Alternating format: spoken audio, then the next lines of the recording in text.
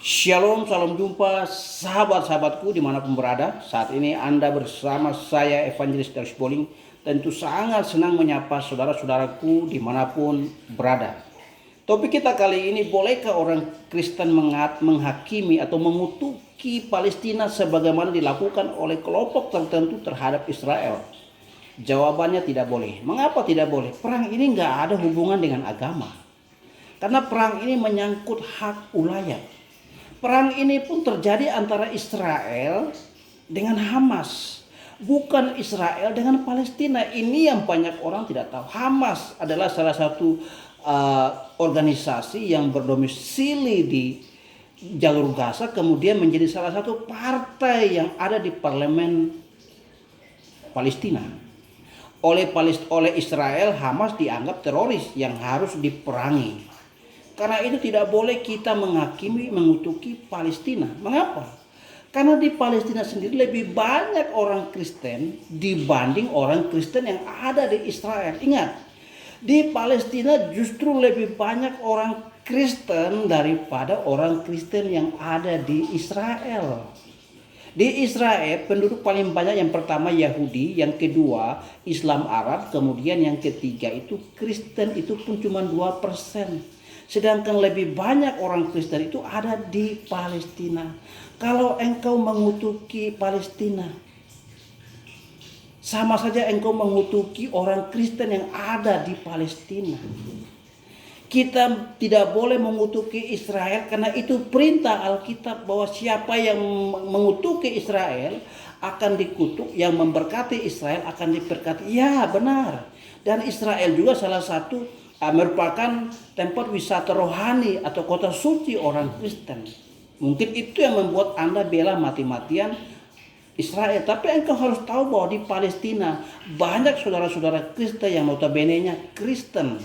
Karena itu ketika engkau mengutuki Palestina, sama saja engkau mengutuki saudara-saudara kita seiman, yaitu orang Kristen yang ada di Palestina. Karena ini tidak ada hubungan dengan perang agama. Kalaupun perang agama nggak ada hubungan dengan Kristen.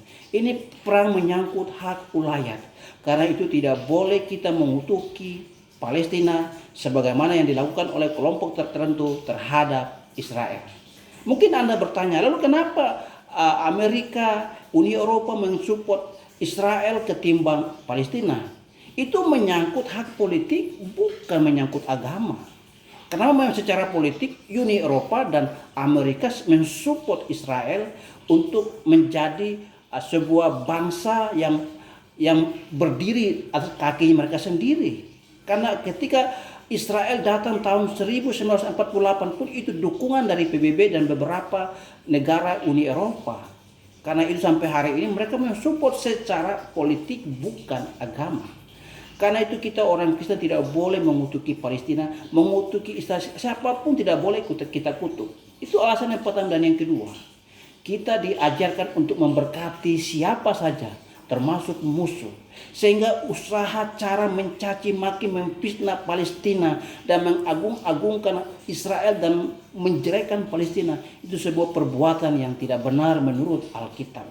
Kita tetap mendukung Israel sebagai kota suci kita, tapi kita juga mensupport, mendoakan Palestina juga supaya terjadi kedamaian antara dua negara ini. Memang ini sangat sulit, persoalan yang sangat pelik dan sulit untuk dipulihkan, tapi kita percaya, kita bersatu hati, kita bergandeng tangan, kita berdoa, dan saya yakin terjadi perubahan dan terjadi kedamaian. Kita hadir di dunia untuk mendoakan, bukan untuk mengutuki. Kita hadir ke dunia untuk menjadi jembatan perdamaian, bukan untuk pemecah belah. Sehingga tidak dibenarkan kalau ada orang Kristen, entah itu dia pendeta maupun umat, lebih mencondong, lebih membela Israel ketimbang Palestina. Kalau kita mengutuki Palestina, siapa yang akan menolong saudara-saudara kita yang Kristen yang ada di Palestina? Adakah kita punya waktu berpikir itu? Ayo mari sahabat-sahabatku, mari kita berdoakan supaya pemerintah kita juga boleh mensupport, mendukung untuk kedamaian yang ada di Palestina dan Israel. Dan perang ini hanya antara Hamas dengan Israel, bukan Israel dengan Palestina. Sahabat-sahabat Kristus, jadilah pembawa damai, bukan pemecah belah. Saya Evangelis Darius Boling. Shalom, Tuhan Yesus memberkati.